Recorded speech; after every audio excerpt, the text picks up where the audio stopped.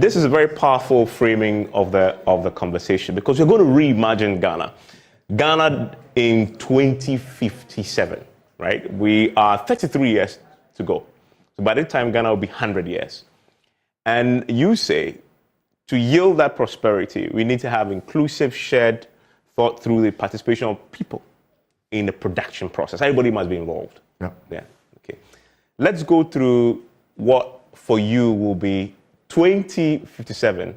Where do you envision that will be, as we see on the screen? 2057, reimagining Ghana, a different development trajectory. And we are going to grow slowly but surely, steady growth. Not the one we've been having, 1%, 3%, 15%, 11%, slow but sure. 5 to 6%, I expected to have 500 billion in GDP per capita of $10,000 per capita. Per capita. And that's what you see on your screens there. So 5 to 6% is a vision, and $500 billion is what is what is articulated as what will be by 2057. Will be prosperous and peaceful. And peaceful. Peaceful is important because Ghana, we're a peaceful nation now, but we have to make sure that the peace is retained. And in my village, they say, when you are eating, someone is not eating, then you have problems. Yeah. So the shared growth I have is that you participate in the production process, and that's where you'll benefit from. You see, I also propose a lot of worker management ownership. Yeah. So that we are blurring the difference between workers and management. Everybody benefits. Yes. And the way I like to frame this is just imagine what we call the Ghana dream, the Ghanaian dream. I mean, when Martin Luther King talks about the American dream, there must be the Ghanaian dream. What you're telling us is this is what the Ghanaian dream should look like in 33 years. Yeah, this is what we can do. There are a lot of things that we could have done that we didn't do. And I use South Korea just for illustrative purposes only. We're together, now they are there, we are here. What went wrong? We could have done this. Can we reimagine a different set of development trajectory, which will bring us to a prosperous and peaceful 2057. We have 33 years. South Korea did it under 30 years. We can do it. And that's the point. How we are it is possible. It is feasible. And in this conversation, Mr. Pianim is going to walk us through what he believes we need to do to get there. Yeah. But talking about this slide, there is a part that I want to emphasize. All this, you say, won't be achieved if we don't do more population modulation. That keeps our population by 2057 at 45 million people. Why is this important? I was a bit frightened. Yeah. And that's the takeoff. This is what you're talking about. Yeah. Right? Walk us through what we see on our screens here. Let me try a little about the population. Yes, population. Yes. The problem is this. If you don't modulate your population, you have more mouths to feed. Yeah. Education, infrastructure for the people. And when I try to do our population, 2057, how big would we be?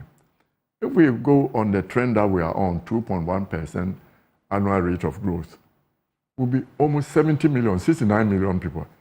Where are we going to put all these 69 million people? Then, if we modulate it slightly, we're about 52.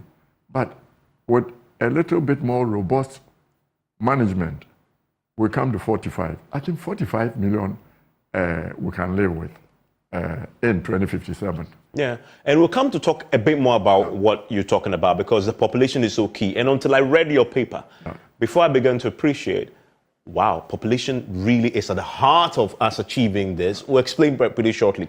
But then you have this very important picture to show us. Why is this important? Where are we in this graph here? I say Ghana, take it like development is like a plane, a plane taking off. You start on the tarmac. Yeah. You need critical mass to push off. But in Ghana, all these 62 years, we've been on the tarmac. So we've been here. On the tarmac. We haven't taken We haven't even taken off. We are there. We've been on the tarmac all the time.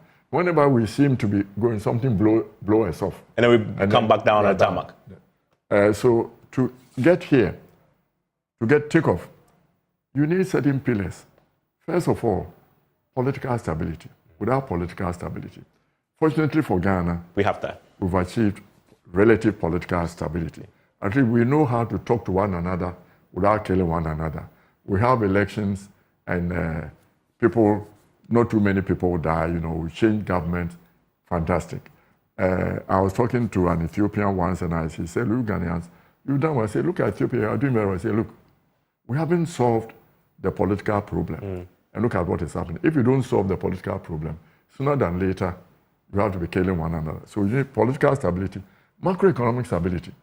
If you don't have macroeconomic stability and your city is going up like a yo-yo, it means young people don't have any incentive to save, to buy houses, to be able to save and put it. They have to have a place in the banking system where their money is safe, where their assets are safe.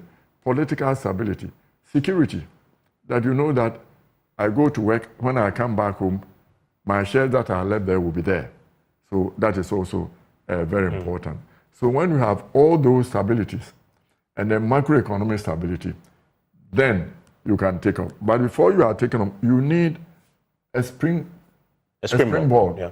And the springboard is what every country, your people look at the global supply chain and say, what is there that we can supply uniquely using our natural resources and our human resources to be unique in supplying? You know, and I use Korea. Korea had garments, textiles, wigs. Yeah. That's how they started with. Then, boom, they went. And we were with them there. Cocoa, gold, we haven't processed much cocoa, we don't process the gold, we are there. We are still, that's what we are doing.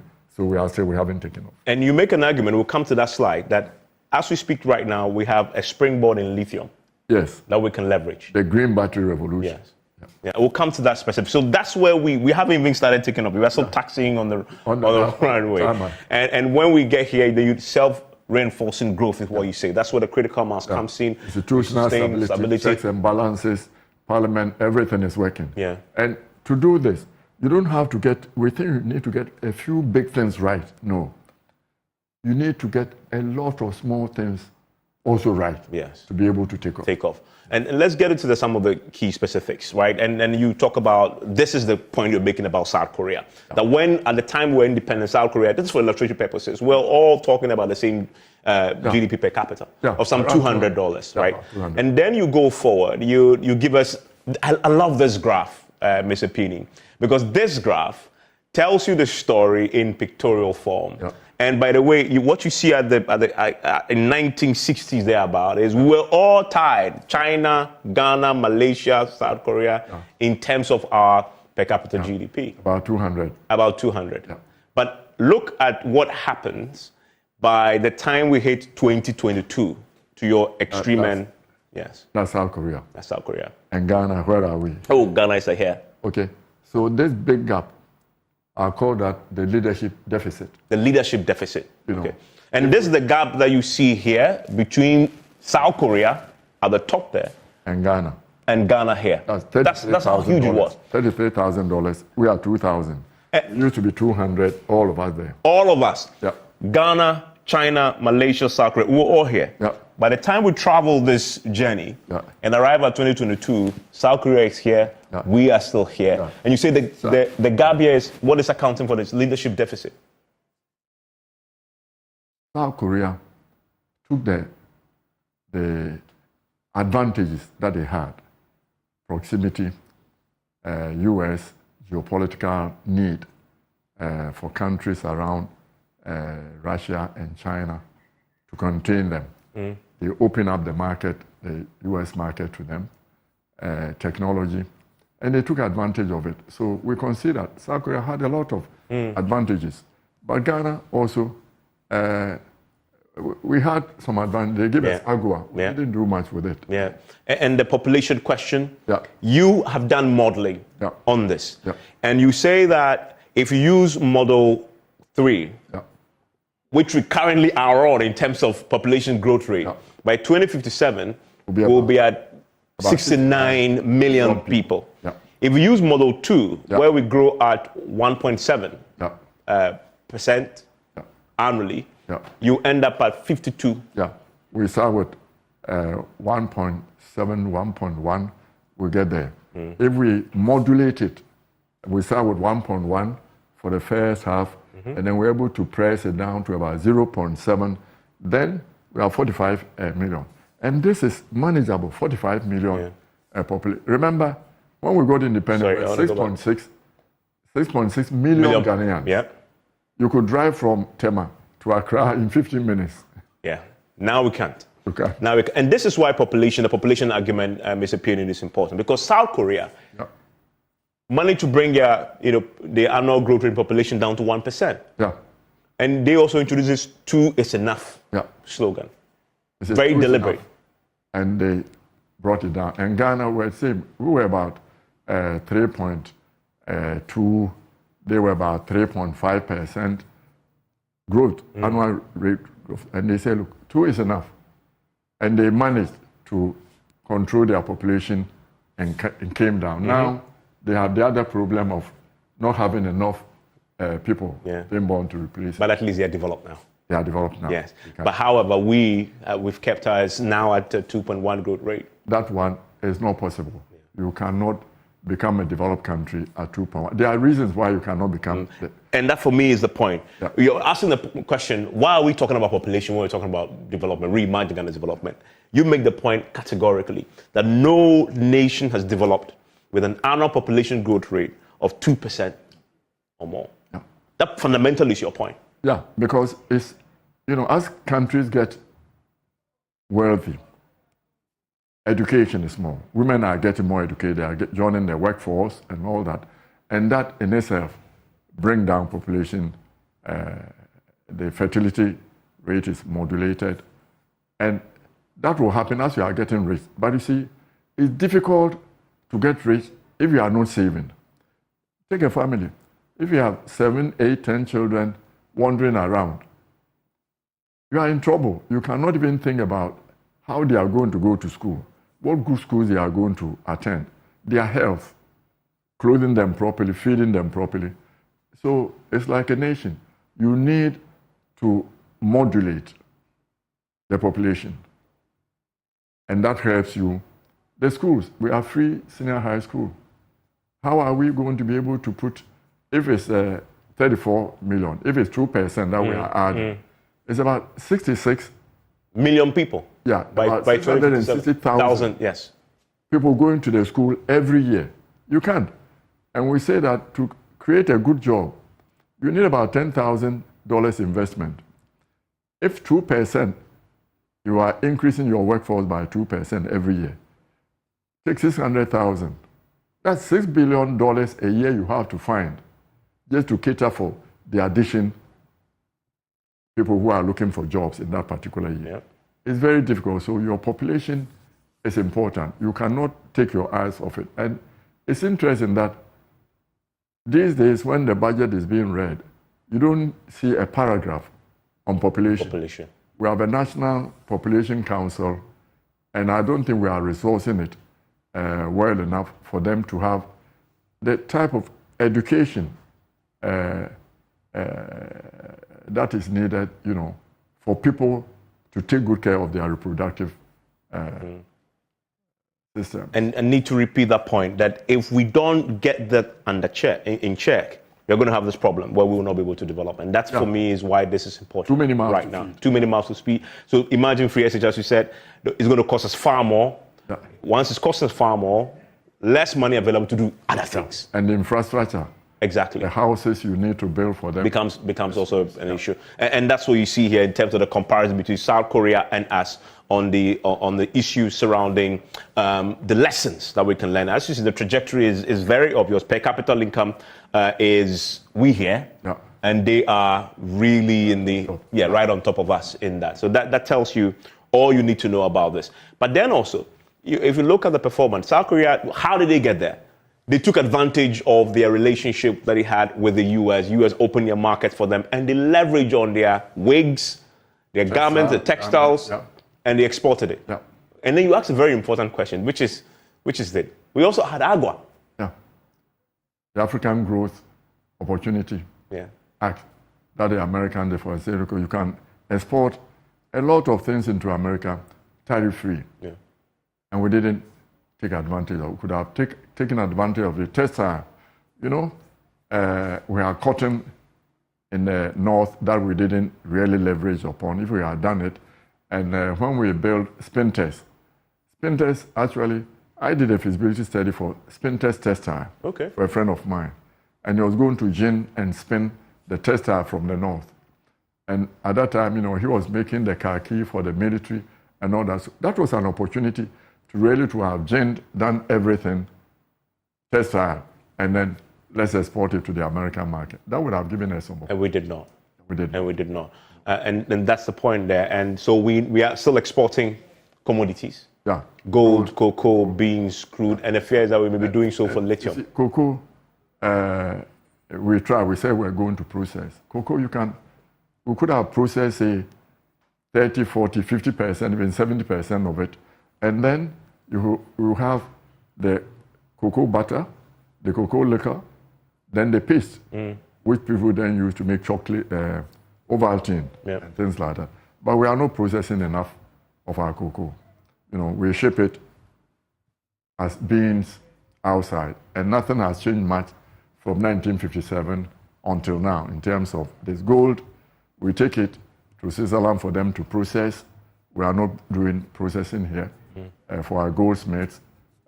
So that's the problem. Yeah, and it appears to me we are taking the easy way out all the time when others are actually thinking about how do they add value. We simply said, get me my small share of royalty. The rest I can just ship outside.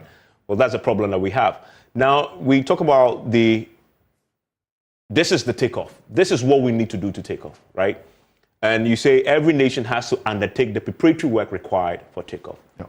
You have bullets there you want to speak to? Yeah. You know, it was At Lewis who said that countries grow fast where citizens feel secure, safe, to save and invest in the country. Okay. If we are not saving and investing in the country, then we have a problem. You know, you want to be able to save. You're a young man, you invest in insurance to say, I want to get about $100,000 to buy a house, and you are saving. Every day you are putting in money. By the end of 10 years, your 100,000 comes, and the city which used to be 1-to-1 is now 350. You can't build a house. Sure. And you don't have the incentive to save anymore. So it is important that the financial institutions are safe, so that people put their monies in the banks. Not that you go and put your money in savings and loans, they say, oh, we've closed it down, or you can't get your money, or you are investing in pension, and we say we are going to have some haircut on it. So it is important that you feel safe to save and invest in the country. That's a very important first point to achieving the critical mass you need to take off. The second is modicum of respect for rule of law and relative political stability, which is something you touched on at the beginning. Yeah, and that, fortunately in Ghana, we have that political stability. We've learned to disagree in a peaceable manner.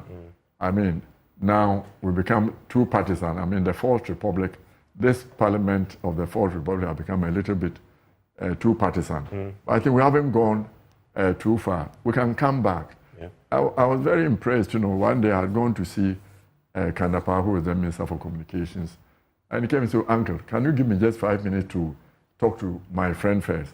I said, yeah, okay. You know, former President Mahama had come in. He was just the former Minister for Communications, and is coming to see him. And I liked it that even though they are on the opposite side of political, you know, they were friends, they talk, and I like that.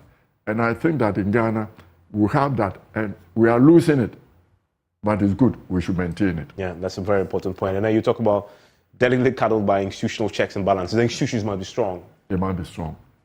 Everybody should do their part. Parliament has to check the executive.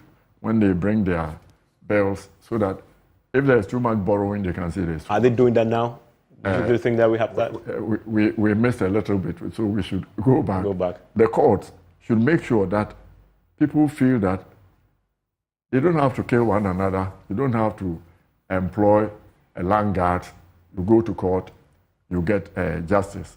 So the courts, the police, and also sanctions. The police have to be doing their work. The courts have to be doing their work.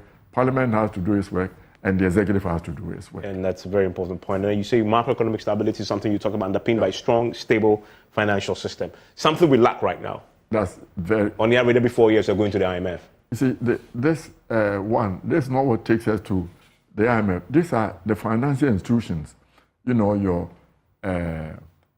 your savings and loans, your banks, your insurance companies, you know.